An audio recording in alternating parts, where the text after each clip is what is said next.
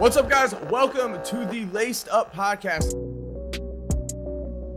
Are we being trolled right now, Mike? What the fuck? Can I walk off right now? Put that on a poster. Whoa! No, now it's just an all-star game right now. You're such a bully! You don't deserve LeBron James, all right? It's insane. And you deserve exactly what happened to Chicago over the past decade. So how'd you and your ex-girlfriend break up? Bro! Kidding. Was it because you were bad at basketball? Yeah. Yes! Long from Zion, a trailer in the one-handed flush. I will lie to you and smack you. Yo, what the hell? I get called out for my fandom. I get called a schmuck. Do you know we got ripped for recording in our bedrooms? I don't record in a bedroom, but everyone else. Did you see the comment? Oh, we did? Did you see I that did not comment? see that comment. No, It wasn't. I It didn't. honestly didn't. It wasn't that great of a comment. It was like, why am I supposed to listen to these guys' basketball opinions if they're just sitting in their room and look like they barely take care of themselves? Because baskall beats To be fair, everything I was else, bro. I was like 5 weeks away, removed from a haircut that I should have had 5 weeks ago. Rolling out of bed. It's like, go brush your teeth, you jackass. Like, what are you doing talking about basketball? Like, Yeah, I know. It's kind of crazy that what our basketball opinion isn't valid because we are in a bedroom.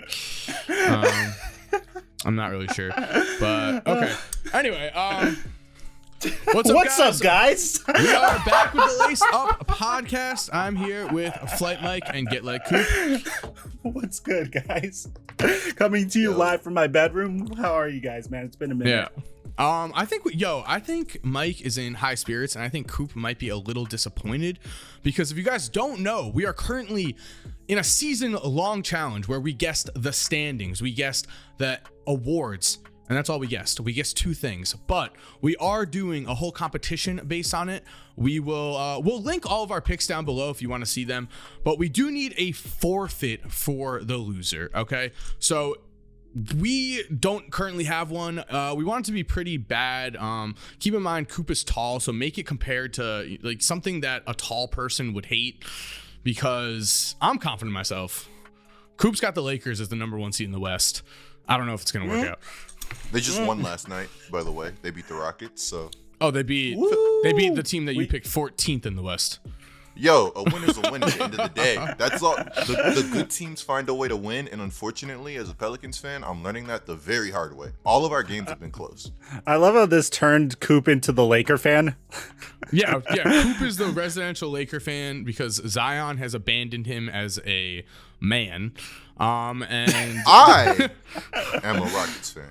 what? Nah, I'm You can't Pelicans just- and Rockets. I'm Pelicans.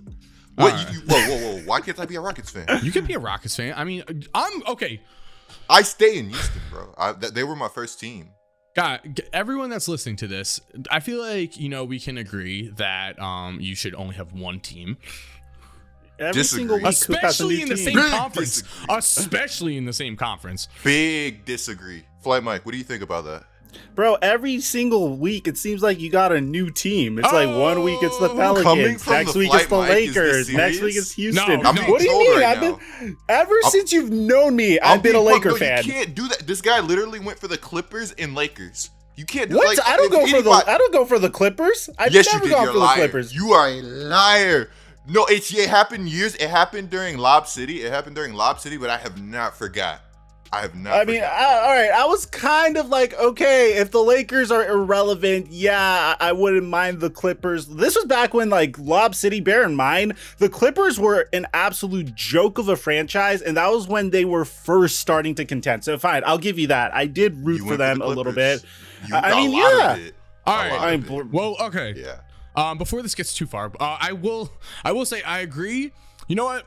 I'll give you a pass in terms of like your team is disappointing and not playing very well, so you want a team that's exciting. But the problem for me here personally is also, guys, while you're here, this podcast Laced Up is also on Apple Podcasts and Spotify. It would be awesome if you could go check us out there, follow us there, and leave us a review. Yeah, so guys, we are capping off the giveaway to the first 40,000 subscribers that turn on our notifications For the Laced Up podcast, all you have to do to enter for a chance to win a PlayStation 5 or an Xbox Series X is subscribe, hit that notification bell. If you want to do us a favor, leave a like on the pod and let me know in the comment section down below when it's done. You'll enter for a chance to win a PlayStation 5 or an Xbox Series X. Mike's situation here was that he was, cheering on the Clippers because the Lakers sucked at that point, correct?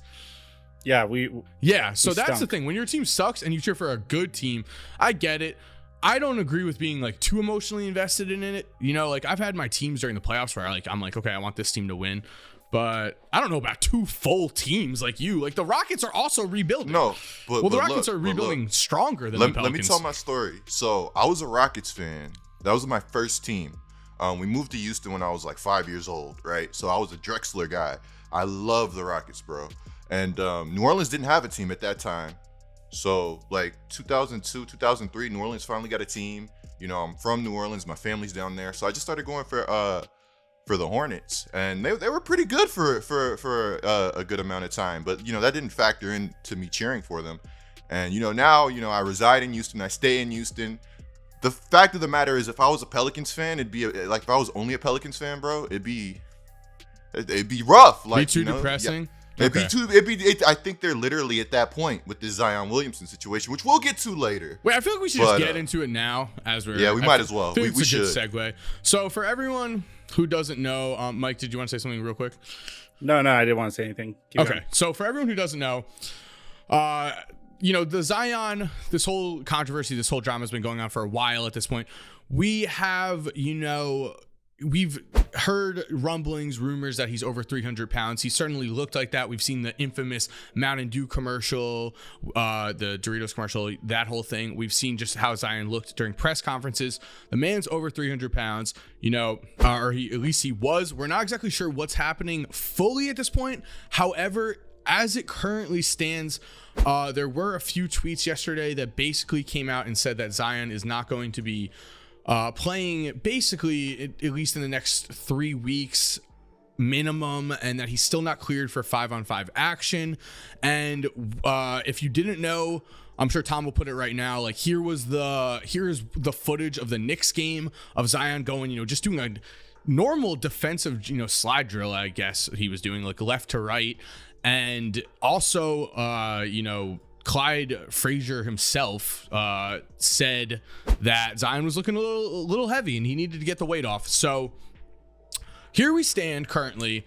It's, about 7 to 8 games into the season. Zion has still not only not got it, like lost the weight, but it feels like it's the exact same amount of weight. Like, am I crazy here? No, if anything, it almost feels like the situation is getting worse. Hopefully it's not. Now, I watched the TNT game last night with my New Orleans Pelicans playing the Phoenix Suns. Charles Barkley said that last season Zion played at 10% body fat. And, even in my opinion, I still think that, unfortunately, he was too heavy last season. It's not to say he's out of shape or, he's not a spectacular talent or something like that. It's just that he puts so much pressure on his joints and his body. The way he plays is so unique that I just think he needs to drop some weight. And I'm not just talking about fat. Like, if it has to be dropping some muscle, I think he has to do that. The basketball season's a long ass season, bro. It's rigorous. You want to be as conditioned and as lean as possible to complete this season. I feel like you're even more sensitive to this, Coop, because you recently tore your Achilles. So like, do you like cringe every time you see Zion Williamson like do drills? Man, I mean, I'm not a physician, so when Boogie tore his Achilles, I don't want to say it's like something you could see coming, but his play style, I mean, the guy was like giant, and for a guy like Boogie, like he was playing he was down there playing point guard in New Orleans. So for somebody like Boogie to be playing like that, bringing the ball up court, doing those quick cuts at his size, it's just so scary.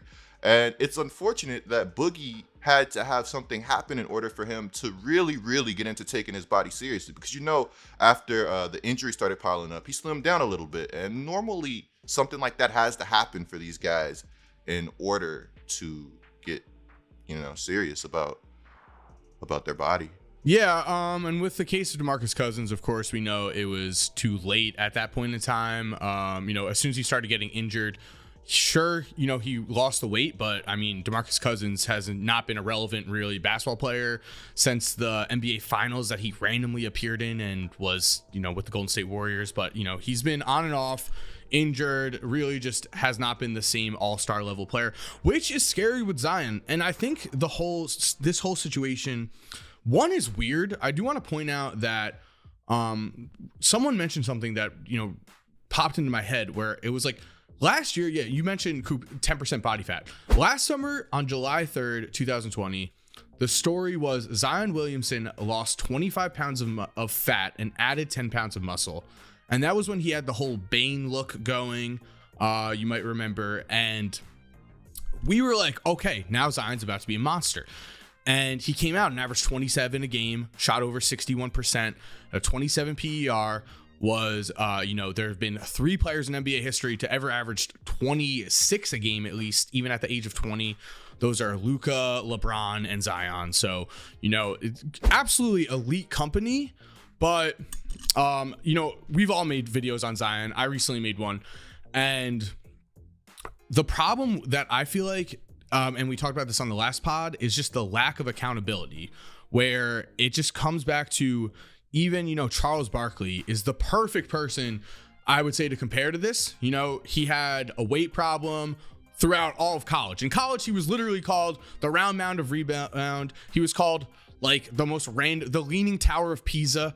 He was called just like very demeaning fat nicknames that were okay back then to call him. But yeah, so he was called a bunch of stuff, and he gained about something like 20 pounds before the draft because he didn't want the Sixers to draft him.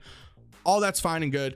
Chuck didn't start his first 15 games of his career, went to Moses Malone, was like, hey, how do I, what's going on? Why am I not playing? I was, top 10 pick. I feel like I'm great. And Moses was like, you're fat and you're lazy. What do you want? You're not going to play. And Moses took him under his wing, though, and Moses went further than that. He went and he brought him, and he started doing 1 hour a day, trainings before practice, and then 1 hour after with Chuck. Not every NBA veteran is going to dedicate all of that time for a player in their organization to get better. So I would say Chuck was just in an incredibly fortunate situation. With Zion, who's going to be that guy to step up? It's probably just has to be Zion himself mentally. We've seen guys like Kevin Love in the past completely revamp their diets and come out, as different players. But what's going to happen with Zion? Last year, the fact that he was able to, add this muscle, that is promising. However, if he keeps, like we said, it looks like he's maybe even gained weight. He's at the same level. Where does he go from here? Hopefully, it's down in weight. I think the Pelicans were left in the dark with this whole situation. So as for nobody stepping up, I'm not sure anybody knew how bad that it was until the news dropped. If you guys remember when Shams dropped that little blurb about Zion, and the surgery, it kind of shook the world. Like David Griffin even came out and he's like, oh yeah, we expect this guy to be back for the start of the season. Of course, that didn't happen. The thing is, a lot of people think that David Griffin tried to con Pelicans fans. I was kind of one of those people, but I've kind of flipped the script. A lot of people think that David Griffin is kind of becoming a lot of people also think that David Griffin is kind of becoming the poster boy for this whole thing. And let's be real. The Pelicans are a poorly run organization, but it's not good business to try to con your fans for season tickets. That's just not good business. And I'm sure they know that. You want the trust of however many people are still supporting you. So the Pelicans also raised the price of season tickets to start the season, which lines up with the fact that they thought Zion was going to be healthy. TNT said yesterday that it's unfortunate, but his injury has been coming along a little slower than originally anticipated. Yeah, and you saw, so that's a whole conspiracy. That's one of those things I would say we don't have enough inside information. if we were closer to the front office, I'm sure we would know the exact details in terms of like, did they do that to the season ticket holders? Did they not? Might have been a complete surprise. Also, what has to be factored in terms of the surprise is all of the national television games that the Pelicans have gotten, especially early. You know, I mean, no offense as a Pelicans fan, but no one wants to watch the New Orleans Pelicans really play on national television without Zion. You know, he is the main draw. I'm sure the ratings, showcase that. So, yeah, I mean, I would definitely say this is unexpected. I don't think the NBA would have given... How many national television games do the Pelicans have? Probably a decent amount. Too many. Yeah, too many. That's the problem Too at this many, point. unfortunately. Well, okay. We've talked about Zion in past pods too, the last 3 I'd say. So I feel like we could move to a different topic, but I do want to say, any final thoughts on you guys? Where do you think the situation's headed, or anything else you just would want to say? I think the Pelicans. I think they botched the situation. I don't want to say that they necessarily botched the Zion Williamson situation, but I want to say I feel like the rebuild is not going as anticipated. I think that they started the rebuild on third base, and somehow, it feels like we went back to second or first. They have a team. Jonas Valanciunas has been playing like an all-star. Devontae Graham's been really good, and the thing is, Valanciunas is knocking down the 3-ball at a respectable rate. I mean, and he's like 22 of 24 from the free throw line. The guy's been an absolute unit. He's averaging like 20 and 15. Perfect big to go alongside Zion Williamson. They have a team that's built to win with Zion, just no Zion, and Herb Jones has been great. Unfortunate situation, man, at the end of the day. Yeah, Coop, it's definitely difficult for the Pelicans, especially with everything they've done in the offseason. We've seen guys like, Chris Paul, Anthony Davis, Zion Williamson. This is like, it feels like the third kind of shot in terms of you've had franchise talent on the roster. The front office is trying its best to keep things together. I will give them a pass right now for sure, because the thing is, when you have a star player like Zion, you build the roster around him. So once you take that guy out of the roster and you take him off the court, those pieces that were complementary to Zion work a lot less. It's not like they were building this roster just in case Zion got hurt. It's not like the Lakers where it's like LeBron and then you have, but if LeBron is out, you have Russ to take over and AD, and like they purposely built that roster with the idea that LeBron's going to be sitting some games. AD will sit, Russ will sit. The Pelicans built their roster with the idea we have a third-year player. He's going to play 70 games, and we're going to make a run at the playoffs because of that. Didn't happen because of currently what's happening with Zion. As an NBA fan, I hope he is, just loses that freaking weight. What do you think, Mike? Honestly, I wanted to give you guys like a different twist on this, because I think I've said what I had to say on this situation in our previous pods. Like, one, I agree with Coop. It's really horrible. I'm not a big fan of people that like to deceive their audience into especially if they just raised ticket prices for Pelicans games. I thought it was really, really sketchy of David Griffin, and bear in mind, this isn't the first time David Griffin has been sketchy. JJ Redick has gone on record multiple times to say that this is a guy that is very, very sleazy. He promised JJ Redick that, hey, we're not planning on trading you during the trade deadline last year, and then he went ahead and just cut JJ Redick after Redick went and bought a house. Coop, I see you smirking, man. Like, it's just that the JJ Redick situation was a mess. It's a little deeper than alluding to right now, but it wasn't a great situation at all. Remember when Mike said that JJ Redick was a valuable contributor off the bench, and he was playing not playing?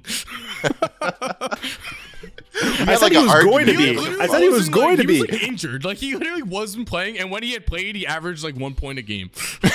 I said he was going to be. No, you didn't. We could go back. You've been like, you were like, they've got JJ Redick for shooting.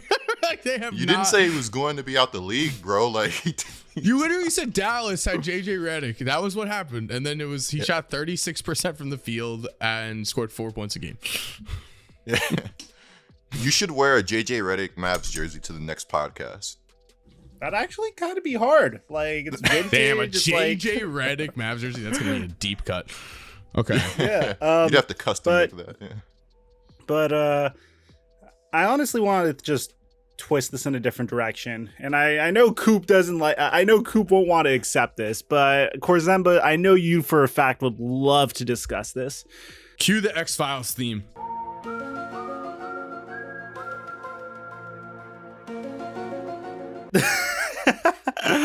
Well, what are the odds that Zion's doing this on purpose, man? Like, come on. You were an athlete throughout your entire career. You looked like a literal Greek god when you were in Duke. You kind of roll your eyes when you see the New Orleans Pelicans won the #1 overall pick in the draft lottery. We all remember that. He wanted to go to New York. He wanted to go to a large market. And NBA, we wanted him to go to New York. We wanted him to go to a large market.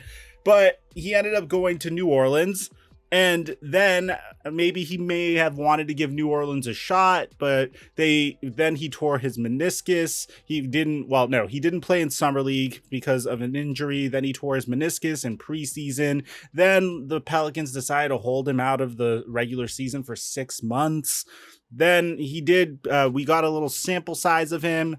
The pandemic hit. We didn't really get a chance to watch him really shine until the second season, where the weight was still kind of an issue. And in the second season, he dominated. But of course, there's the recent reports that his family isn't happy with the Pelicans. He doesn't like the way David Griffin plays the piano for him. So he's gonna go to like Popeye's, Burger King, In-N-Out, or whatever. Or maybe eat some New Orleans gumbo and beignets, so he could gain some weight and get himself out of New Orleans. Yeah, it's gonna be a no for me. What are you thinking right now, Corzemba? You look like you're into it. All right, so as we're going, my own personal YouTuber brain popped into my head, and I was like, in 2 weeks, if Zion's still fat, I'm making a conspiracy video on this exact topic. But because in 2 weeks, if Zion is still fat, there's something going on. Like, if he's like, I'm not saying fat, guys. I understand the way that diet works. I'm currently on a diet. Again, referred to myself as the Christian Bale of NBA YouTube. I can gain and lose 20 pounds within a month very easily. It's not healthy, but anyway, we don't recommend that. We don't recommend it. This is not financial advice. I'm just saying, financial advice. Yeah, we're not dietitians. Yes. I mean, look at us. We're not dietitians. Yes, maybe Flight Mike is. But. Clear. maybe Flight Mike. But anyway, maybe Flight Mike. But what I will say is, all right. So let's think of this from a conspiracy head myself. All right. So the Pelicans are the Pelicans. New Orleans, unfortunately, is one of the lower markets. Okay. We have yet to see Zion is going to be offered a Supermax contract, probably, if he gets his fucking shit together. At a certain point in time in the future, I think 2020 for the 2023. I don't think he's Supermax eligible. I don't think. Or he's gonna get offered. He's gonna get offered his however much his max. Max. Max. Okay. So with that in mind, we have to remember a few things. One, this injury that happened during the summer. Why is it so mysterious? What happened here? Okay. Do we have the full details? Because I don't think I have the full details. I am kind of still confused about what happened. Two, we all remember Zion's family wants him out. That report coming out. That report came out June 17th, very, very close to when this whole injury took place, when suddenly Zion couldn't play. Three, now he's gaining all of this weight again. Why is he not losing it at this point? He's been he's been fat shamed straight up. He's getting laughed at TNT. Freaking Chuck said yesterday, it looked like me and Shaq had a baby. I quit. What it look like, Chuck? Me and you had a baby. God, Shaq, we had a baby over the summer. Like, they're ripping him on a national audience. Yesterday on TNT, during the halftime show, they basically just fat shamed, talked about Zion's weight, and just laughed about him the entire time. What's going on? How is this not getting under control a little bit? So the conspiracy theory, of course, would be that Zion is looking at the Pelicans looking at his 15-year plus career potentially, being like, oh, I did suffer a few injuries. If I'm this playing weight, they'll never play me. Maybe I keep it on, burn a season, and then by season 4, you earn your super contract. I'm not saying that is what it is. I'm saying that would be what the conspiracy theory is. Again, people have a hard time differentiating this in my own videos when I emphasize this is not what I'm saying it is. I'm just saying this is what the theory would be. That just wouldn't make any sense because I think there are easier ways to get out. Zion hasn't gotten paid yet, and his major beef is with Aaron Nelson, who's the Pelicans trainer. He didn't like the minutes restriction. He didn't like the burst play. So if they play him and give in to his demands to play, his career's in jeopardy. Like it's not good business. Well, that would be part of the conspiracy would be that he's keeping his weight at a level where they can't play him. But that would also contradict the fact I'm with you. The thought of this idea is so dangerous in practice that like it's crazy. Absurd. But it's absurd. I love it. I mean, it's crazy. I mean, I hate it, but I love it at the same time. If he were to put on 50 or 40 pounds or whatever to just go because he wanted to go to the Knicks, like it'd be absurd. That would be. I mean, I guess you never know. I mean, yeah, but like I will also say, Zion just was warming up against MSG. This is where he popped up again. And Knicks fans weren't going like, yeah, I can't wait till we have Zion. Like, look at exactly. Zion. They were going, damn, he's fat. That's what they were saying. Yeah, and I think that's where we are.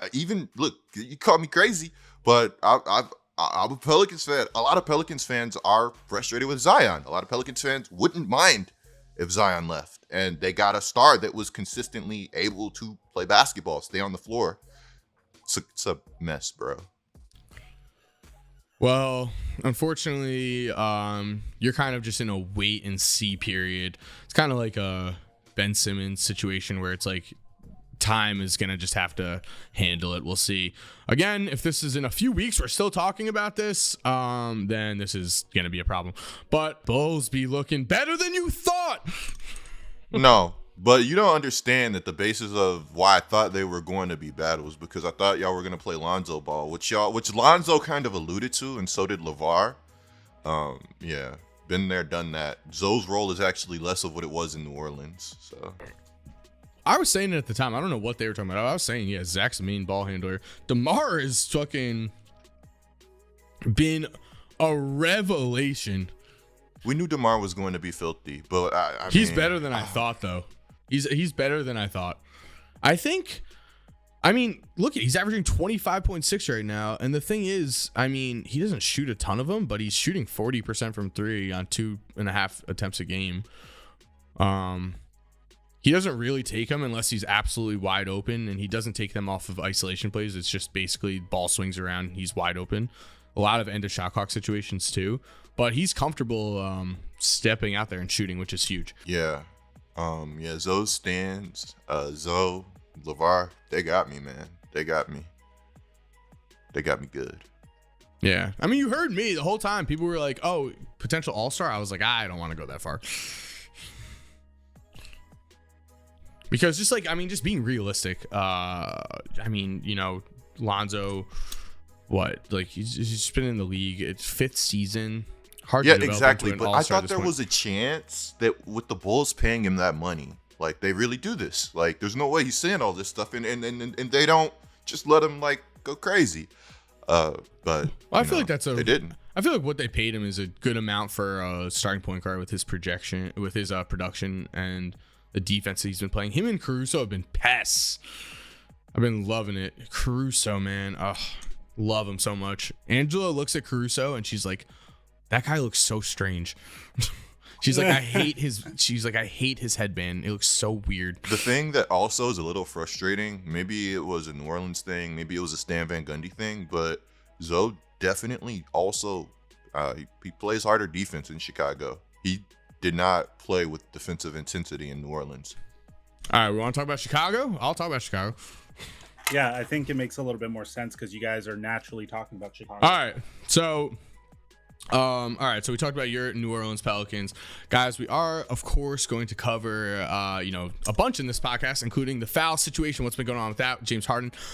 But, when one guy on this podcast team is currently 6-1, the Chicago Bulls, I feel like let's talk some Chicago Bulls. So with the Chicago Bulls so far,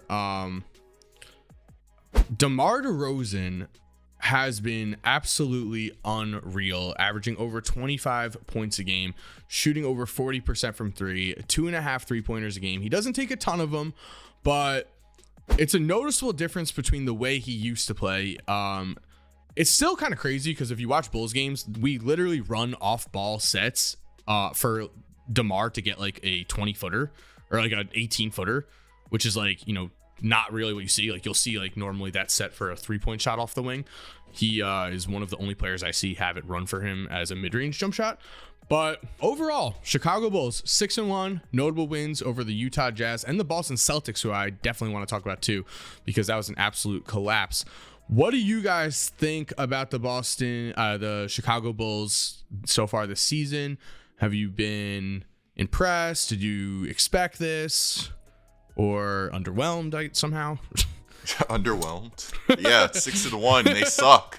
I gave the three options. Yeah, I want to see them play some more competition before I, crown this one of the best teams in the Eastern Conference or something like that. But for the most part, the vision that that they saw for the Chicago Bulls has come together. I'm pretty impressed. Now, we talked about this a little earlier, but I didn't project the Bulls being this good this fast because the Lonzo Ball situation. As I told you earlier, I thought Lonzo was going to come in and I thought y'all were going to play Lonzo basketball. That's what LeVar was saying. That's what the stands were saying. Zoe said he gets to play his game now.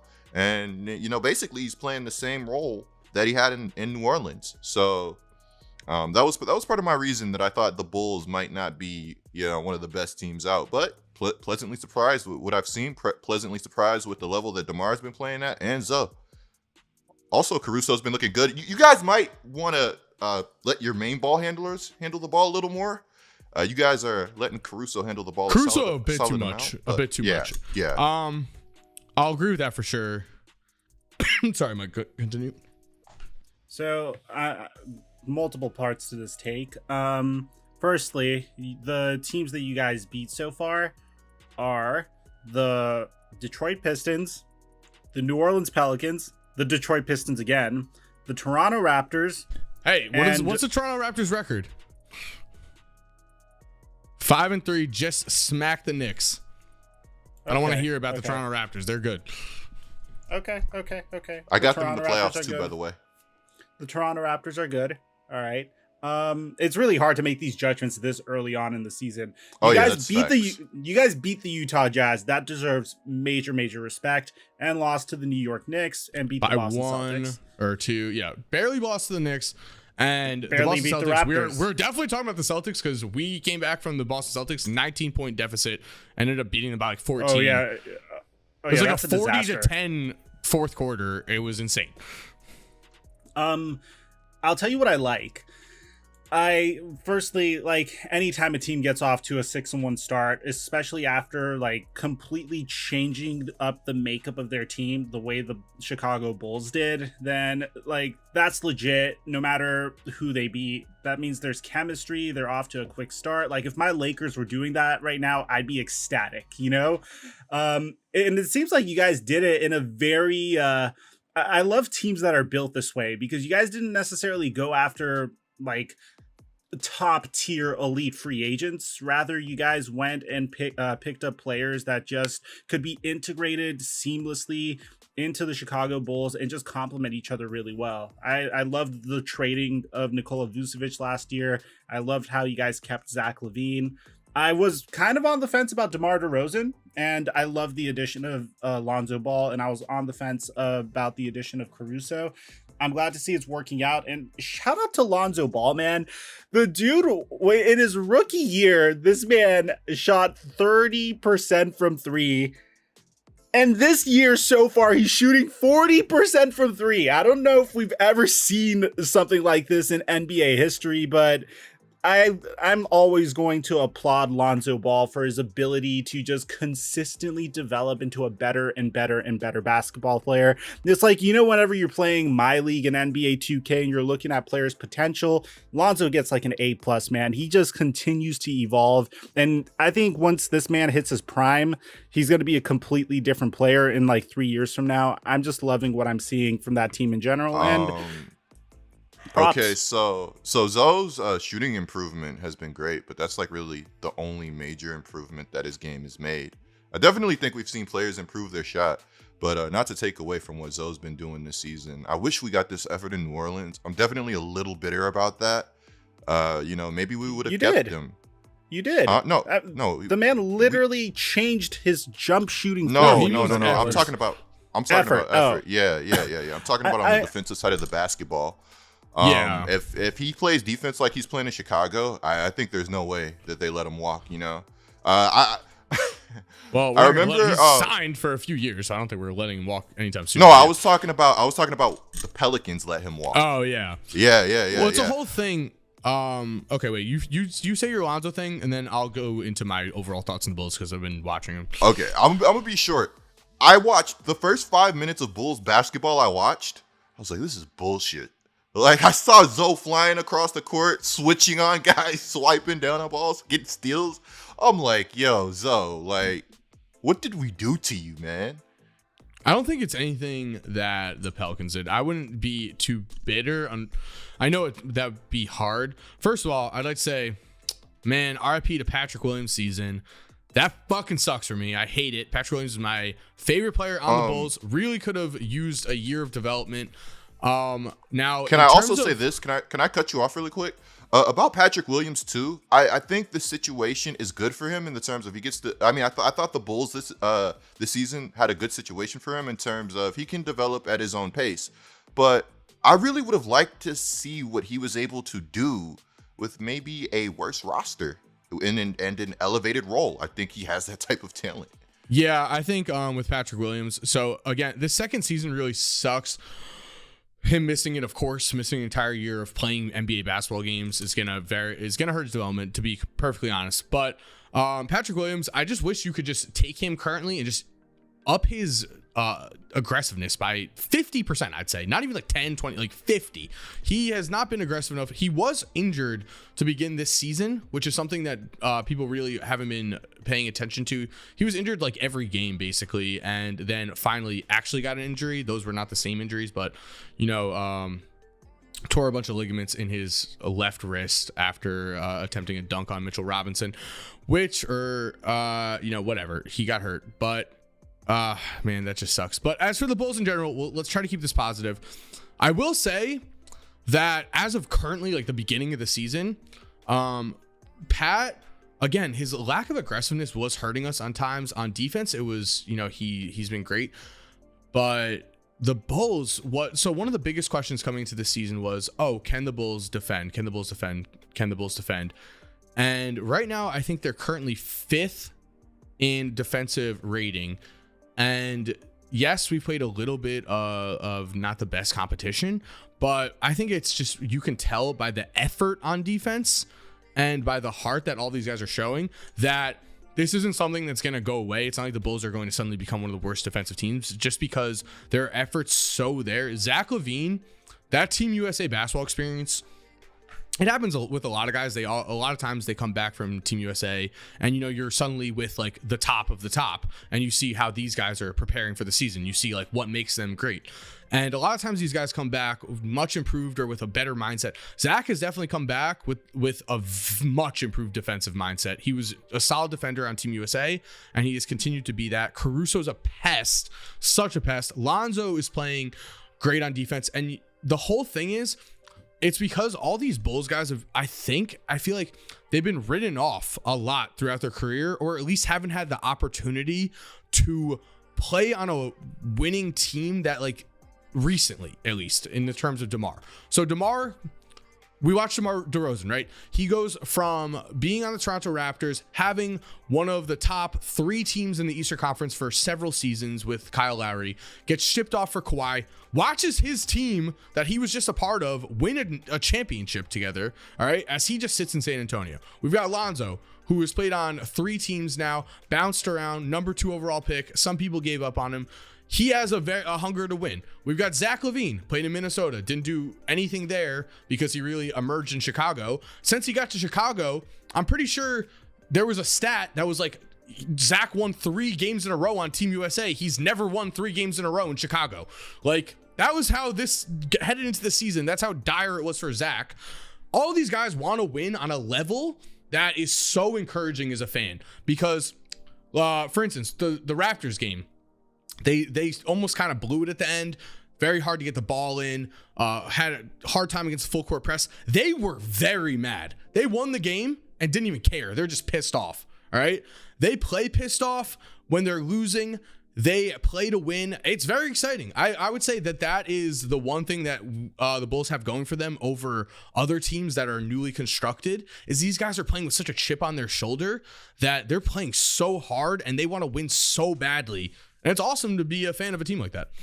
Yeah, I definitely didn't see Vooch coming in, getting 3.6 deflections per game, being in the top 15 in the league for deflections, alongside Alex Caruso, who's actually like top 7, averaging 4.1. Just an impressive effort all around by the Chicago Bulls. And to touch on what Flight Mike said, you know, I'm going to change my tune on Zoe a little bit because, you know, he could have improved more areas of his game. And, you know, you guys know I've been one of the biggest Zoe guys for a while, but I got to give it to him.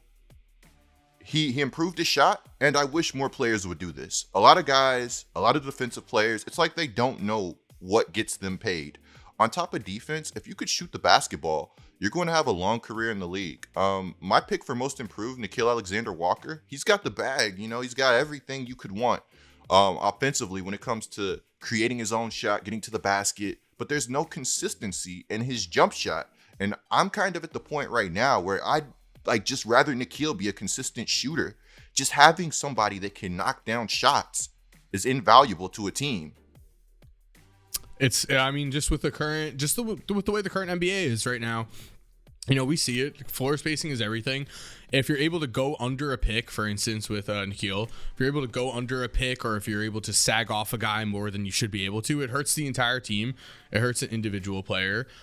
We've seen Ja Morant, I would say noticeably this year, take that kind of step. I'm not sure exactly what he's shooting from 3. Let's see. Yeah, he's shooting 5.5 threes a game, making 2.1, and he's shooting about 38.5%, 39% from 3.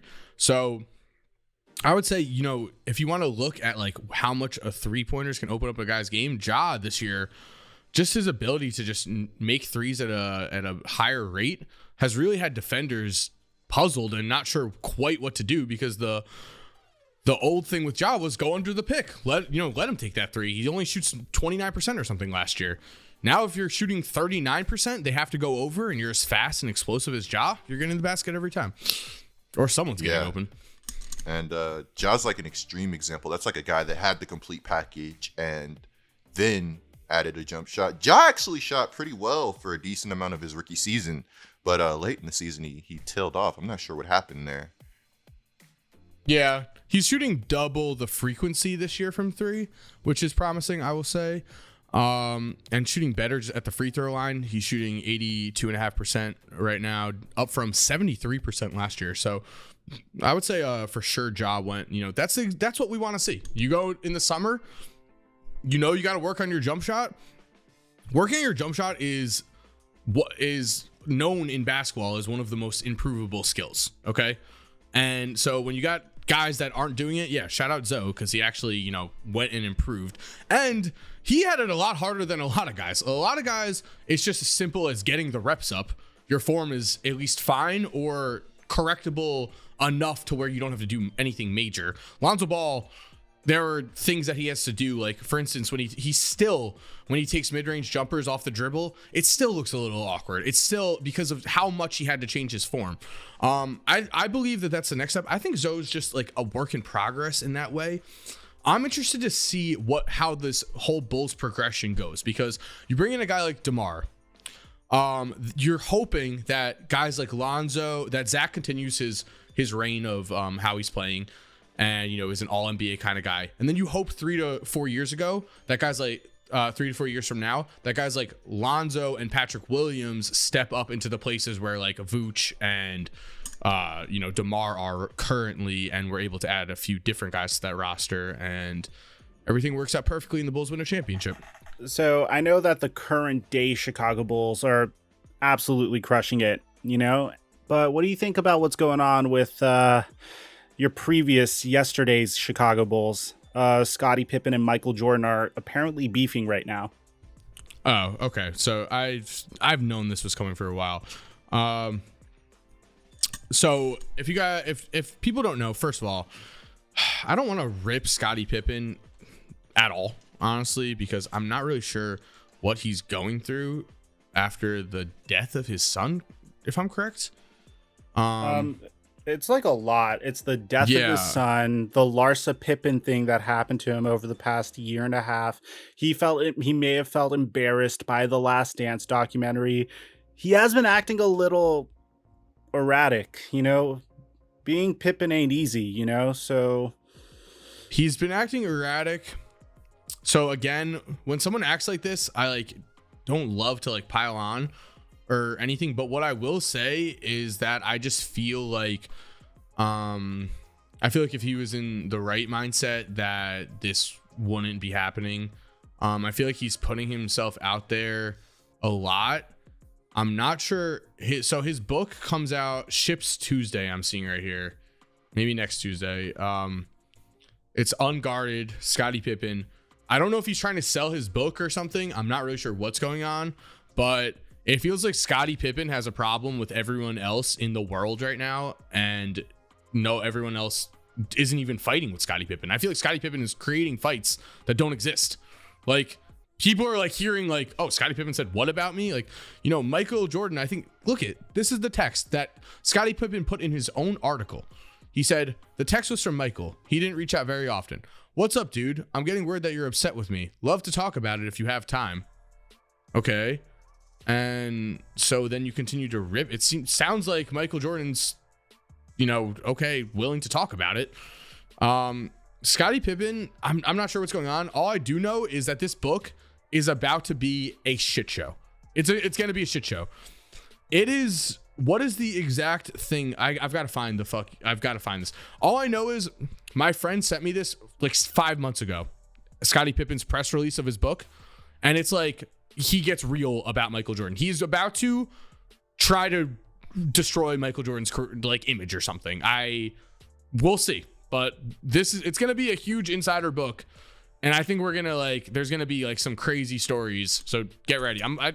Honestly, I'm about to, I don't know if I head over to I don't know if I buy an Amazon or Barnes and Noble, but I'm reading it the second it comes out because it's going to be juicy.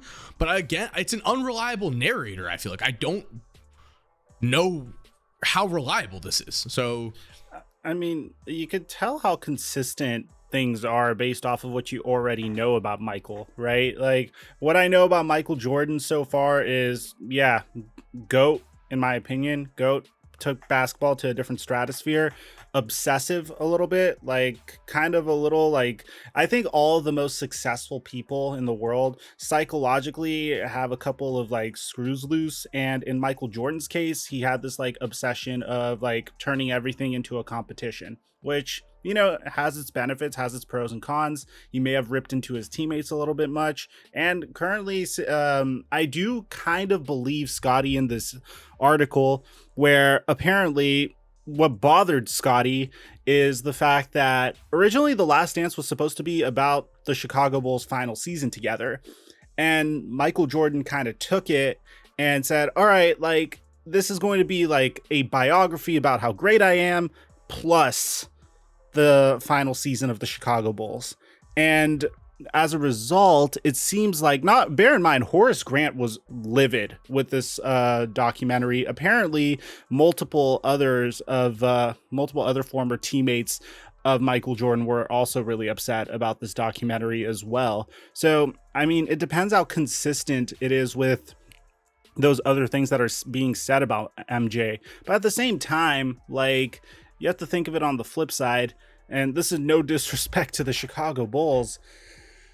I'm not watching The Last Dance for Horace Grant or Luke Longley or John Paxson or even Steve Kerr. I'm watching it for Michael Jordan, and then Scottie Pippen, and then Dennis Rodman. But Michael Jordan is like way ahead over everyone else. I think the documentary did a remarkable job teaching today's generation how great MJ was, and I think it was needed. But I just I could see where Scottie is coming from as well. I am very just confused by all of this, because it just feels like okay, like I understand if they were pitched a certain thing, but like, what does that even mean? Like, I listened to everything you said quickly, glance at the GQ article that's pulled up. It appears like Scottie Pippen, was told, like you said, that was told with a few other guys, like, oh yeah, this was about the last season, but it really wasn't about the last season. The entire time it was about Michael Jordan. It was a Michael Jordan documentary. Scottie Pippen is literally upset because he was, as he put it, a side piece in a documentary about Michael Jordan. Like that, yeah, like you said, that people are here for Michael Jordan. I mean, listen to this exact quote from this article, okay? It says, so I guess if you're thinking in your head that this is going to be all about the team, then you would get mad about this. But this was, I feel like from the second I heard about it, it was being pitched as Michael Jordan. That's what I always thought. I always thought, okay, we're getting more Michael Jordan footage. I didn't really think it was about the full 98 Bulls. I mean, am I wrong there? Did you guys think that it was going to be like more, here's a full episode on Horace Grant? I mean, you can't make a 10-part documentary 10 hours long, all based upon one season. I'm assuming that, and just being someone that's in content, I'm assuming what did happen was Michael Jordan, he did have, by the way, bear in mind, Michael Jordan did have like final edit on all of this. But wait, but hold on. Before we continue with that though, it doesn't matter about the final edit. Obviously, the direction of this entire documentary series was focused on Michael Jordan. So yeah, he might have had final edit, but like everyone that wasn't Scottie Pippen and those guys, like everyone that was on the production side of this was on board for creating the narrative around Michael Jordan. You know what I mean? Like, you can't just go into that and edit around a narrative like that. Every episode was like the same kind of formula. It was like, okay, here's something happening to the Bulls like in the past. Dennis Rodman arrives, Scottie Pippen arrives, or oh, here's the new challenge, that was, and then it would like go flash back and forth between the 98 season and that. But yeah, it was a Michael Jordan based narrative. And listen, this is Scottie Pippen's own words. Even in the second episode, which focused for a while on my difficult upbringing and unlikely path to the NBA, the narrative returned to MJ and his determination to win. I was nothing more than a prop. His best teammate of all time, he called me. He couldn't have been more condescending if he tried. Like, see, that to me is like, where is reality here? All right, this is Michael Jordan. Like, okay, it seems like Scottie Pippen just hated playing under the shine of Michael Jordan, I guess. He called him your greatest teammate of all time. How is that more condescending if he tried? I mean, I did not. We all watched The Last Dance, correct? Like, we all watched that Scottie Pippen episode. Yeah, 100%. There was I never watched that episode and went, damn, Scottie's getting disrespected. There were moments. Coop, go ahead. No, I was just gonna say, no, I didn't get that vibe either. Oh, like there were moments where, yeah, Scottie Pippen didn't look the best. And yeah, there were moments where I'm like, okay, MJ, like maybe show some of your flaws as well, other than, I'm obsessed with winning. Because you're showing Scottie Pippen at some of his fairly low points. Like you're showing the contract, for example, or the year that the 1994 playoff series against the Knicks, where Scottie Pippen got upset that Tony Kukoc hit a game-winning jumper, which, by the way, another support to the fact that I don't want to say Scottie isn't right in the head. I think he's just really going through a difficult time. Is back in late June, he came out and said the fact that Phil Jackson drew up that play for Tony Kukoc to hit the game-winning jump shot, he said that move was a racial move on the Dan Patrick show. There's video footage of him saying it to Dan Patrick. And look, I don't want to jump into this because, I don't like discussing things like this typically, but it is important. It's just, I'm trying to be sensitive. It just rubs me the wrong way that this is a guy that you won, a head coach that you won 6 championships with. This is a head coach that coached you, Horace Grant, Dennis Rodman, Michael Jordan, Kobe Bryant, Shaquille O'Neal, Lamar Odom, Pau Gasol, Ron freaking Artest. No one's ever said something like this about him. And then out of nowhere, you're coming out and saying, after saying in the Last Dance documentary that you have regrets about the way you handled that playoff series and you wish you were a better teammate, because let's be honest, if Scottie Pippen came out and was happy for Tony Kukoc hitting that jump shot and didn't act the way he did, maybe the Bulls would have had a little bit more momentum. Maybe Scottie Pippen could have potentially won a championship without Michael Jordan, and maybe the narrative surrounding Scottie would be more than just MJ's sidekick. But now it seems like he's kind of flip-flopping from, hey, I regret the way I handled that situation, to, oh, no, this is Phil Jackson choosing rookie Tony Kukoc over I because of a race thing. And I think that's just a support to Scottie's just going through it right now. And I feel like even MJ is a little would probably be empathetic towards the situation, because you don't see Michael Jordan coming out and firing shots back at Scottie. You don't really see other teammates coming out and firing shots at him. Yeah, MJ's empathetic, or he just doesn't care. It's just one of those, probably. I'll say Michael Jordan has made his brand on staying silent when things like this happen. Basically, he's not too outspoken. Maybe he'll release a statement or something, but we rarely see Michael Jordan anywhere. I mean, when do we see him? He's not on Inside the NBA. There's Michael Jordan. He keeps a very, very low profile, which I will say, I feel like that adds points to his GOAT argument. Very, very unrelated, but I'll keep going. But he's under the radar. But anyway, yeah, I think he'll do that. I'll just say, I mean, I feel like the dark side of the Bulls, what happened during the Bulls era, what with Michael Jordan, the things we didn't see, the guys that got pushed to the side, that kind of stuff. That would be a cool documentary. I'm sure it would do well as well. I'm sure we'd love to talk about it. It's not like Netflix was gonna sit around and work with Michael Jordan on a documentary this long and paint him in a horrible light. Yeah, the things are there, but I just don't understand Scottie Pippen's point of view here. It doesn't make sense to me. It just, again, it just felt like he got his due justice in the documentary with the knowledge that Michael Jordan is the main character. Michael Jordan is the main character of that documentary. So Scottie Pippen, yeah, you're gonna get talked about as his best teammate ever. This isn't a documentary about you. The entire thing was about Scottie Pippen. And again, the fact that he has a book coming out literally next week, just to me says probably just trying to sell books, probably trying to stay relevant. And again, combine that all with not being in the best headspace, and it becomes difficult. Yeah, unfortunately, I don't want to say you see things like this all the time, but you see things like this somewhat frequently where, somebody's planning a drop or something, like you said, a book, or they're starting a brand or a company, And then out of nowhere, they start doing something that's outlandish or making outlandish statements just for publicity. It works sometimes, you know. Kanye, most famously, and I love Kanye, does this.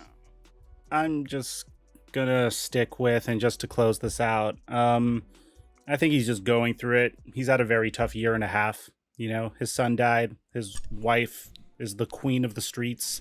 Oh my God! Did you know that his wife was caught with a guy from my fraternity? What? That's low. Right? Wait, hold on. How are you gonna say he's going? Wait, time out. How are you gonna say he's going through it? Then call his wife the queen of the streets, regardless if that's true. You can't do that. That was so mean. Yeah, like bro, Mike's like that guy. We're like he'll take your car keys and like help you look for him or something like that. Like you're like in Scotty's corner, then you're like, yeah, his wife is the queen of the streets, bro. I mean, bro, it's not. I feel for the guy, man. Like, yeah. I feel for him. It's like, definitely an unfortunate situation for sure. Bro, yeah, like, okay, I found it. I found it. I have to send you guys. This is nuts. All right, I will not reveal the name. I'm sorry, guys that are listening, or girls, but Laura Pippen's mystery man has since been identified as blank, and he's mysterious Miami man. And this guy was in my fraternity in my grade. Oh, that's beautiful. And he's found with Laura Pippen, mystery Miami man, like making out with her on the beach. As of right now, I definitely feel like the Boston Celtics need to be brought up. I feel like Tyler Hero also needs to be brought up, but Boston Celtics, in terms of priority, I would say them, because yes, the Chicago Bulls demolished them. You know, it is what we do at this point in time. Oh my God, it's been 7 games. This is what we do. But the Boston Celtics were up by 19 at one point, and then everything went to shit. And it really was an example, I would say, of just a lot of hustle plays and a lot of effort. We had a lot of steals on one end, too much hero ball going on, too much Jason Tatum, you know, isoing, shooting bad shots, not working out. DeMar kept getting to a spot, knocking down shots. All was great. I will say 2 things about Boston. 1, Marcus Smart publicly called out the entire team, which is huge news. And honestly, I want to pull up the entire quote. It was on NBA Reddit, because NBA Reddit, I agree with their discussion on it. One of the top comments was, the full quote actually makes it seem a little more 100%. Yeah, like a little more. What were you gonna say? Because they thought it was a little more condescending. Really? Yes, because. Whoa. So here's the thing. Before I read the quote, their thoughts on it, and I agree with it. I feel like I agree with the condescending part. The thought on it is that with Marcus Smart, he's kind of like talking to them like they're babies, you know, or like they're rookies, or like they're young guys when they're not like established all-stars. I have the full quote in front of me. I could send it to you or read it if you want. All right, you got it. You got it. Just read it. Marcus Smart said, "I would just like to play basketball. Every team knows we're trying to go to Jason and Jalen. Every team is programmed and studied to stop Jason and Jalen. I think everybody's scouting report is to make those guys pass the ball. They don't want to pass the ball. That's something that they're going to learn.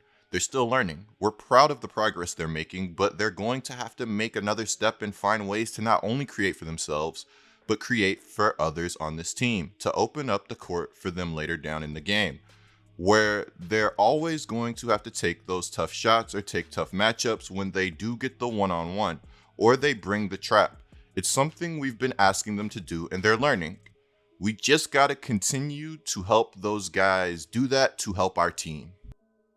So the condescending part that other people have taken of this, and I feel like I would take this if I was like, you know, Jason Tatum, is the whole like, oh, they're learning, they're doing this, they're doing this. It's like, Marcus Smart, you're not a coach, 1, and they're not rookies. They're literally higher quality basketball players than you. So it's kind of weird. I understand he's their locker room leader, but like, it's kind of weird to be like, they're learning, we're getting better. Like, if it's their coach, that is a coach thing to say. Sure. Marcus Smart, goes, yeah, they have to move the ball around a little bit more. Marcus Smart, you are literally shooting under 30% from the field this season. Okay? 30% from the field. So maybe they have a little bit of pause. No offense, Marcus Smart, to swing you the ball in the corner and watch another brick go up. I don't know. I mean, I will also say I watch the Celtics and I think that they are one of the most robotic and un-team oriented, the lack of heart for the Celtics, I will say, is at an all-time high. I believe that last year I thought that they are like a professional team in that sense, where it's like, okay, these are like, this is our job as basketball, and then you go home. Maybe I'm not a Celtics fan fully, but it does seem like there are chemistry issues popping up. We saw the Marcus Smart thing. I've gone on the Celtics subreddit as much as possible, like right after, because I wanted to see what they said, what they thought. I think that could, really give you an insight on fans, on fan bases when like a loss like that happens, because you really get to see like, oh, who are the guys that they want to blame this on? And there was a mixture. Some people were calling Jason Tatum, Antoine Walker to Jaylen Brown's Paul Pierce. Yeah, 100%. Yeah. That's something that I've definitely noticed. Those two don't coexist well. As a matter of fact, I think Jaylen Brown has poor to very bad body language sometimes when Jason Tatum gets the ball. It's like he knows that Tatum is going to shoot. And sometimes when Brown gets the ball, you can tell he just wants to get a shot up. Like, it's like he's got this mindset like that. I don't know when I'm going to touch this again. So I'm gonna try to do my thing and get a shot. It's not a great environment, and I don't think Marcus Smart should have done what he did, but he did what he did at the end of the day, and I think this is kind of his way of not. I don't know. I think he's trying to do a wake up call. The problem. So the only problem I have with what Marcus Smart said is unfortunately that he's shooting under 30%, and that I think it sounds demeaning. I do think it sounds demeaning. I don't think you say that to the public. I think you keep that inside. I think you try, like, 7 games in, is it really the time to publicly say things? I mean, that's kind of like a thing where I think maybe things are even worse than we think, because if Marcus Smart, again, he's knowledgeable, he knows, he's 27, he's been in the NBA for ever at this point, seems like. Marcus Smart, 7-8 year veteran. He knows that 7 games into the season isn't the best time to say something, unless maybe it's that important. And Jason Tatum currently is shooting about 25 shots a game and making under 40% of them. He's shooting 25 shots a game, scoring less than Jaylen Brown. So, and yeah, I mean, I watched his body language. All it takes is watch one Celtics game, and when things go wrong, you could just see like what happens on all the players' faces. Tatum, I mean, I don't love to say this, but I do call into question his will to win. I feel like at times, he is the guy. Jason Tatum is supposed to be their guy anyway. He's taking 25 shots a game, and at the end of games, I watched the Bulls game. I've watched a few Celtics games this year. At the end of some of these games, it just doesn't seem like he gets angry enough, invested enough, mad enough, happy enough when they succeed.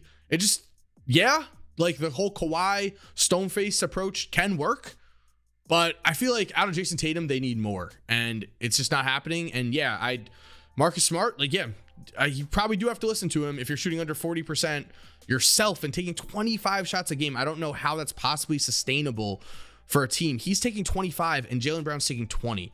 So combined, the two players are taking 45 shots a game.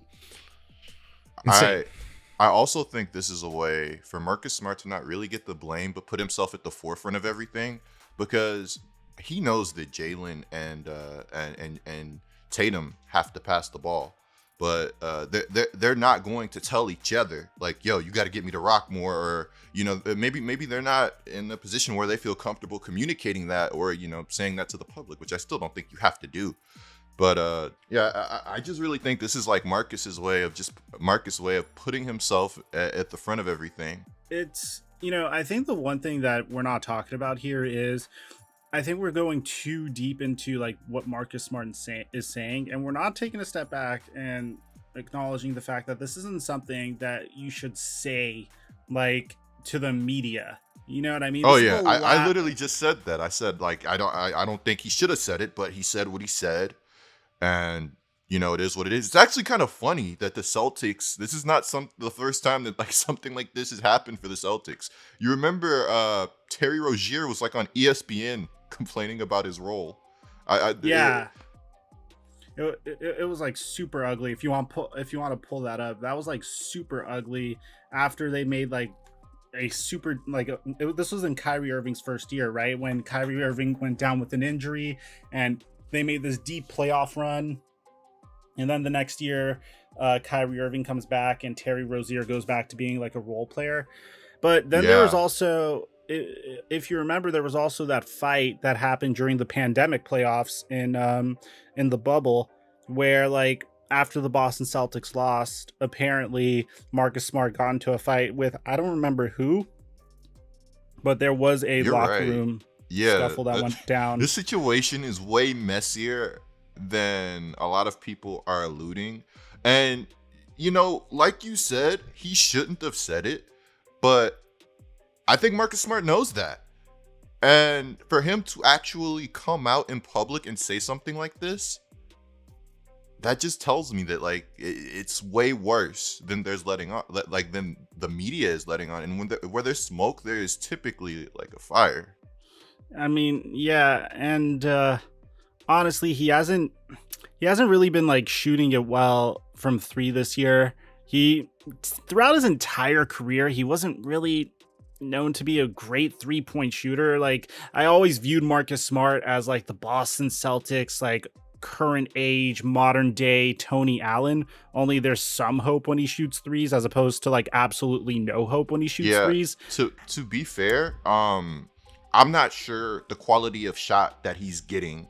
You know, maybe he's in that situation where he also feels like when he touches the ball, a shot has to go up, or you know, maybe he's getting a lot of late shot clock shots. As a guy that's played basketball at a respectable level, I know it can be hard to get into the flow of games when you simply know your teammate is not going to hit you, or they're not going to pass you the ball when you're open.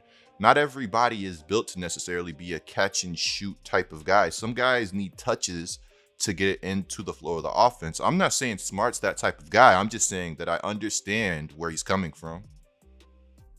Yeah. I'll say, yeah, I agree with that. I will say, yeah, definitely playing basketball, you know, if you're playing, honestly, I'm not going to lie. There were several times where if I played with like a guy that was a ball hog, playing, you know, in the park or playing at the YMCA or whatever, I would just walk off or not after the game.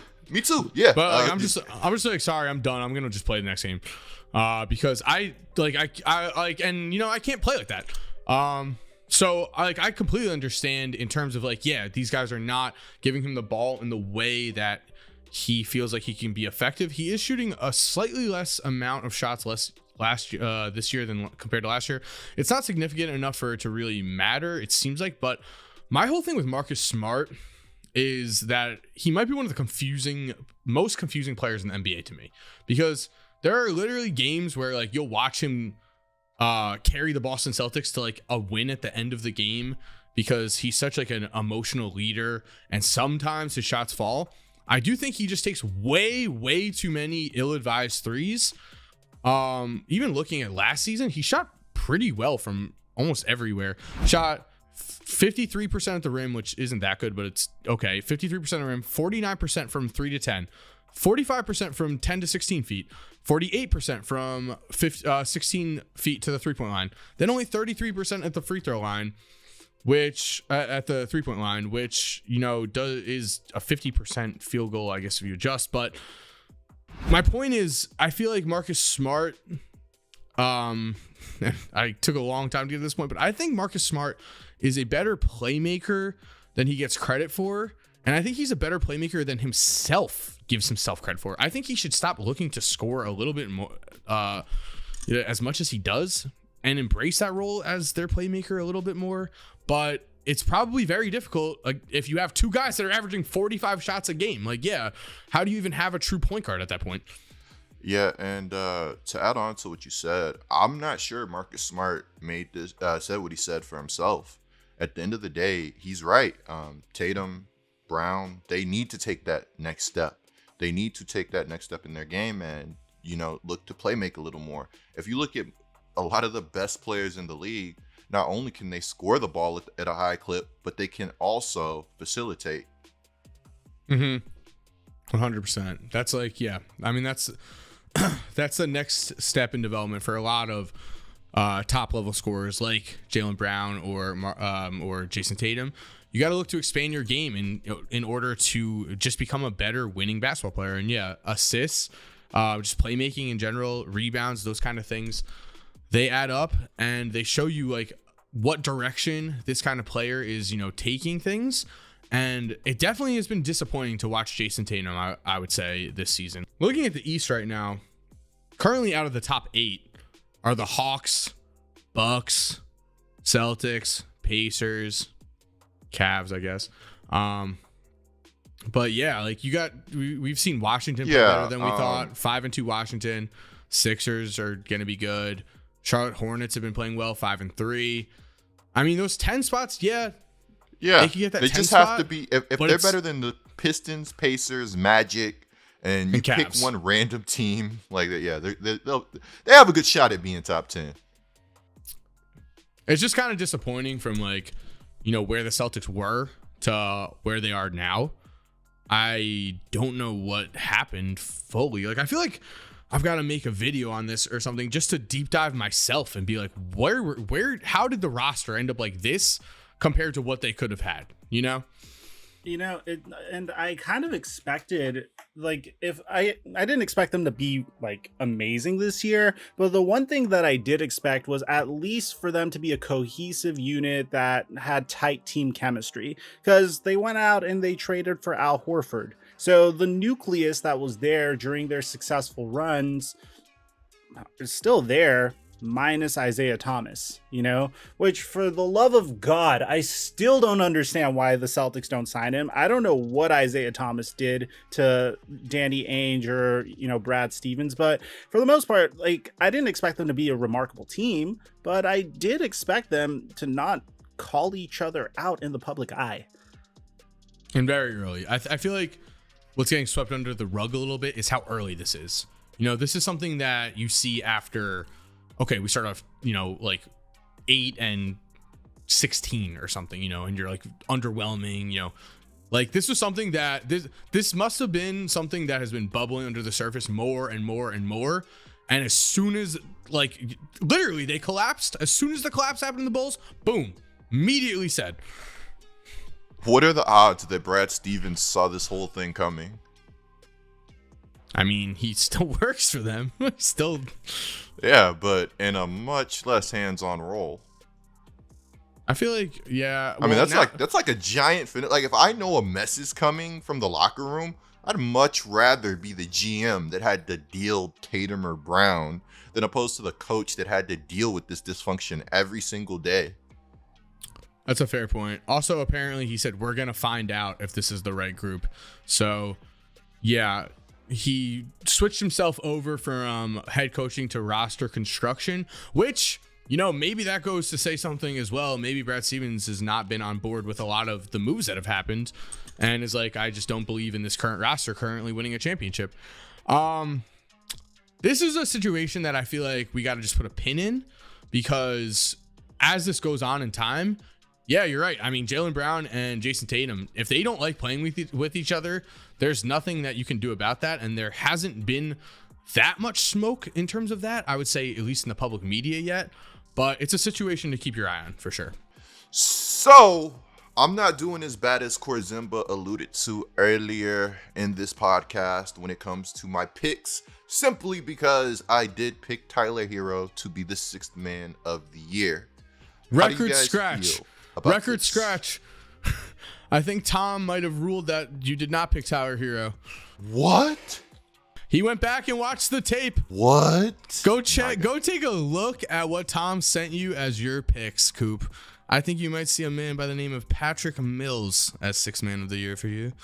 Did he not hear me say Tyler Hero, or did I change it at the end? We'll talk about this later. Continuing on.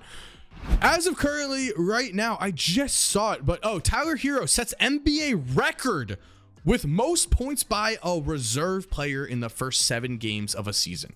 All right. Tyler Hero, Bubble Boy, the guy several people wrote off, is currently averaging 22.4 points a game for the 6-1 Miami Heat team. He's played all 7 games. He has looked really good, and it's going to be very interesting to see, because I would say Tyler Hero, yeah, they added Kyle Lowry. Yeah, they added PJ Tucker. Sure. Huge acquisitions, especially Kyle Lowry. But Tyler Hero averaging over 20 points a game off the bench as a third-year player. I mean, what do you guys think about this? Because suddenly, when you have an emergence like that, I mean, the stats he's putting up, obviously small sample size, early season, understand all that. However, he's averaging 22.4, 6 rebounds, 4.4 assists, shooting 47% from the field, shooting 40% from 3, making about 3 threes a night. So not a small sample size, not a small volume size. I mean, this is starting to get into potential NBA All-Star territory if he continues on this trajectory. Bear in mind, he's doing this in a season where some of the best players in the NBA are, struggling to put up points after the new after the new rule changes, and so that deserves additional props. But in addition to that, something that I just want to give a shout out to, Tyler Hero's girl, Katja Elise Henry. This is a chick that we were all memeing, especially Laker fans. They recently had a kid on September 14th. Usually, in my experience, at least in my personal endeavors, people that are family men, once they have a child, they're about their business. They're on their grind a little bit more. It looks like Tyler Hero has a good woman in his corner. Just welcomed a beautiful baby girl into the world. Maybe that gave him an extra little push, some extra motivation to really be on his grind. But whatever it is, man, I am so happy for this guy.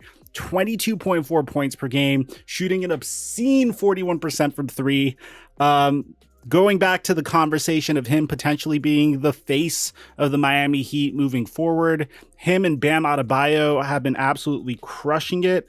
I know 28%. Yeah, I was gonna say this was your statistic. Opponents are shooting 20. Tom. Shout out Tom. This is Tom. Oh, this is Tom's statistic. Opponents are shooting 28% when guarded by Bam Adebayo this season. That is the lowest mark by any defender who has contested 60 plus shots. So it looks like I had this theory, if you guys remember, and it applied to both the Los Angeles Lakers and the Miami Heat. And I said that the reason why both of them are pretty much stunk last year, the Lakers dealt with injuries, the Heat just stunk, was I felt like there was some burnout involved. 57 days after the last NBA Finals game, an accelerated NBA season. It was a pandemic. They did their best. But it looks like, after some prolonged rest, it looks like the Miami Heat are back to being an awesome team. It wasn't just because they were in a bubble. They're actually a pretty freaking amazing team. The addition of Kyle Lowry is paying off dividends. They're well constructed. And of course, man, once again, you're playing in Miami. I'd be happy to be playing in Miami as well. I'm really happy for Tyler Hero. Can I bring up one huge thing that I think that we should pay attention to with Miami as we continue going forward? It is the fact that, the Miami Heat, they had what a lot of people said was, a premature run. They did better than a lot of people thought they should. And yeah, Bam was a third-year player at that point. Tyler Hero was a rookie. Jimmy stepped up his game, and they made an incredible run. Yeah, I definitely can see, by how quick the season started. I mean, it's not like Tyler Hero had a horrible season last year by really any means. He still averaged 15.1 points a game, 5 rebounds, 3.4 assists, shot 44%. It was just a letdown compared to what he did in the bubble. If you compare it to what he did as a rookie, he improved. Or at least was, somewhere around there. What I do want to point out though, is that currently, and I think this is very important, we're watching the Miami Heat team. Kyle Lowry, we should not underplay the significance of one, Kyle Lowry as their new main ball handler / just facilitator, and two, someone like Tyler Hero's growth as a facilitator, because it is very clear that the Miami Heat have shifted their offensive priorities in a certain way. And I say that because Bam is currently averaging 20.8 points a game. He averaged 18.7 last year. Upgraded, nothing crazy, but on the same trajectory is what I mean. 9 rebounds a game last year, 13.8 this year. Awesome upgrade. Doing better and in less minutes. So that's great. Huge jumping off the page for me. 2020, Bam averaged 5.1 assists per game. 2021, he averaged 5.4 assists per game. He's been known as a good passing big man. This season, he's averaging only 1.5 assists a game. They're not using him in that role of a facilitator. They're not using him in that role of where he's touching the ball in certain places in offense to make plays as much. They're using him more as of the role of finish, do your job, and we've got other guys to facilitate. And I think it's really paid off. I picked Miami to finish second in the East in our preseason standings, and I've got to say I would not be surprised in any way if they finish first. They look like such a great regular season team. And shout out, of course, Jimmy Buckets. Shout out Jimmy Butler.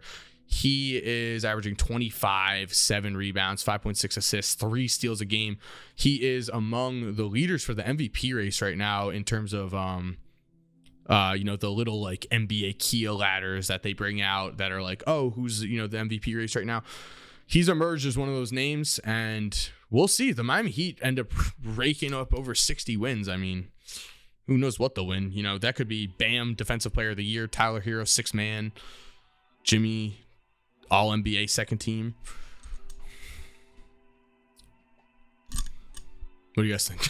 I mean, it seems like we all agree on this. It seems like we all agree on this. All right, so I had the voice of the masses right there. It was good. Yeah, they're exciting. They're exciting. You don't hate them, like I don't watch them and I'm like, fuck the Miami Heat, I feel like honestly, Tyler Hero, in a weird way, if he had continued his success, would have continued to get people. Tyler Hero is somewhat of a controversial player in that some people just hate him naturally. There's some guys that are like that. Like some people just don't like him. I feel like with his struggles last year at times, it made him a little bit more relatable. And so I do think that people are a little bit more excited about Tyler Hero's success than they would have been. But yeah, I mean, the guy's averaging 22 a game as a third-year player.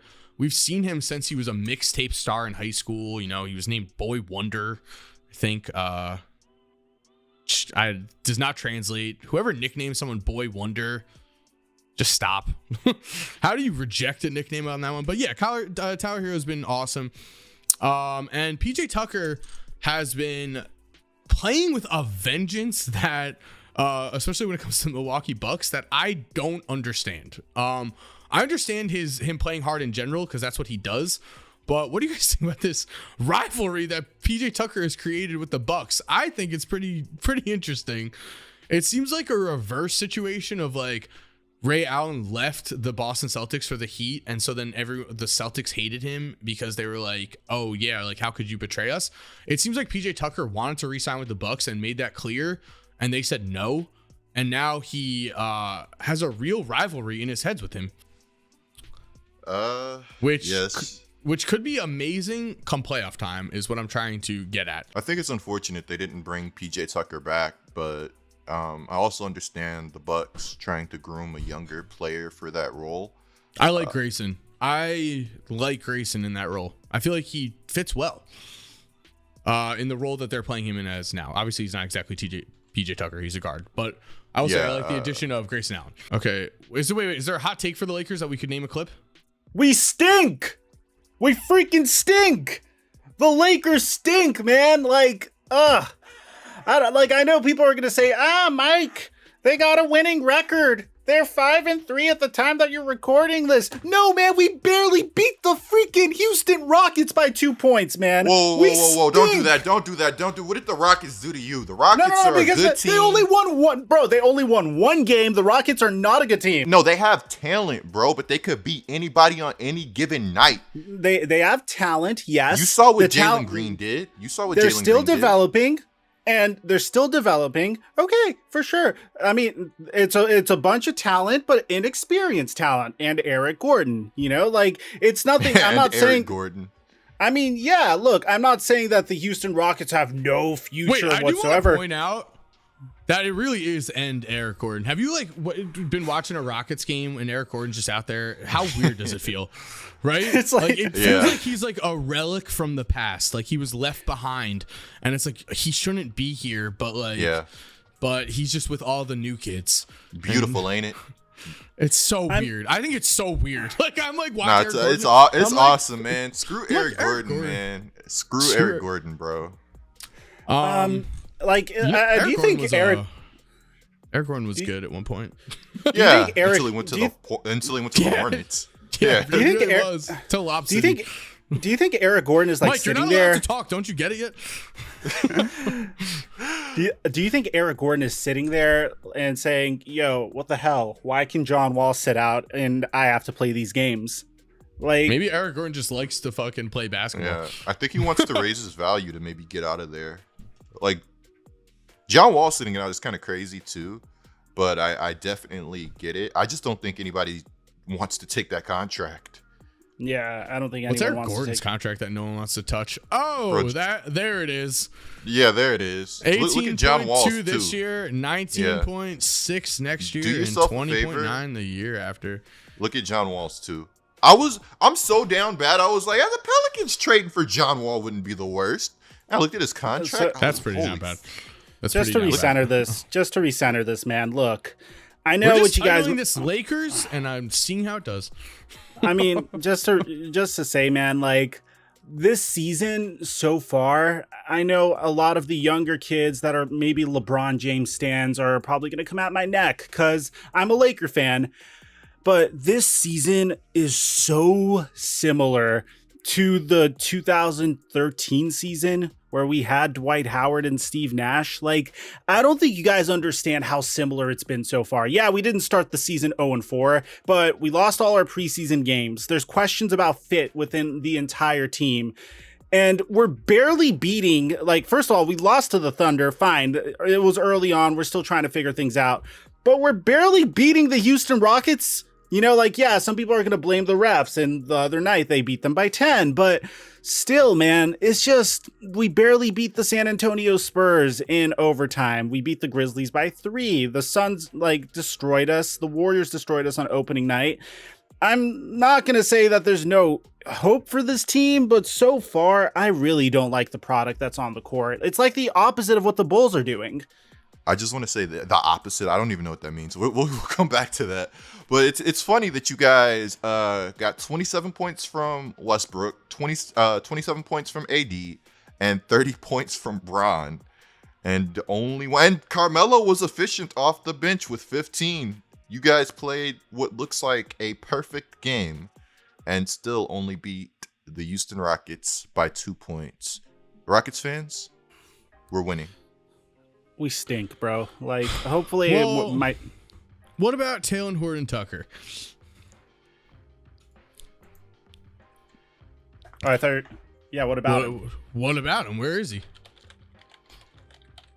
I mean, we made a big deal out of re-signing him for sure. And he hasn't. He's a played torn yet. ligament in his right thumb. So I'm interested to see how much of a role he plays on this team. But with that in mind, I mean, I feel like my thoughts on the Lakers haven't changed much.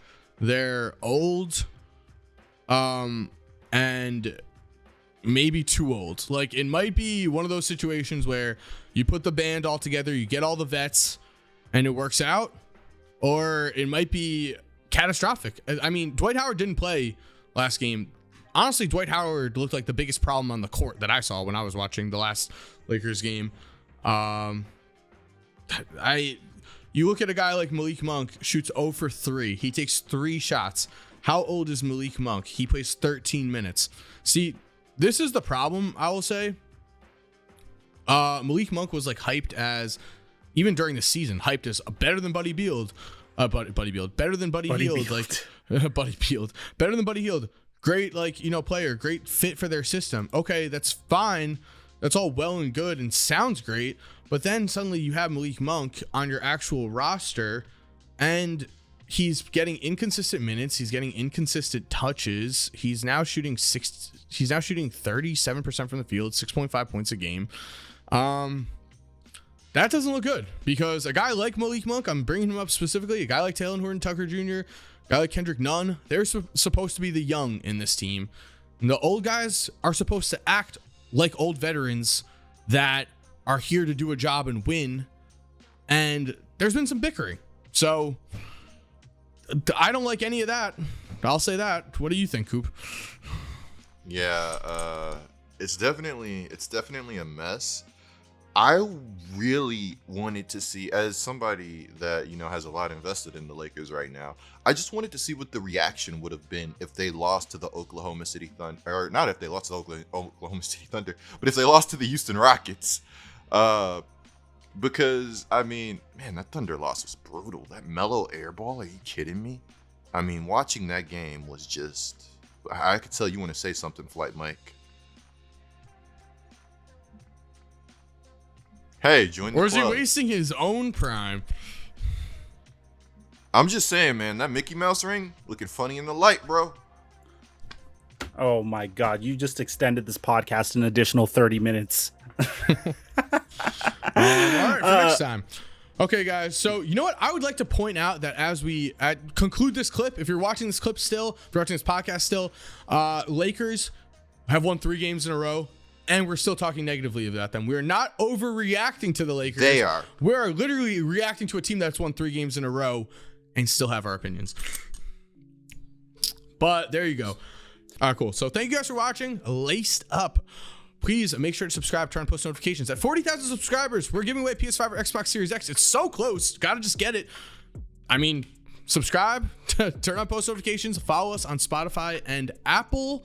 And other than that, guys, we will be having a consistent, recording, post date, and I'm pretty sure live stream dates set up for you by next week.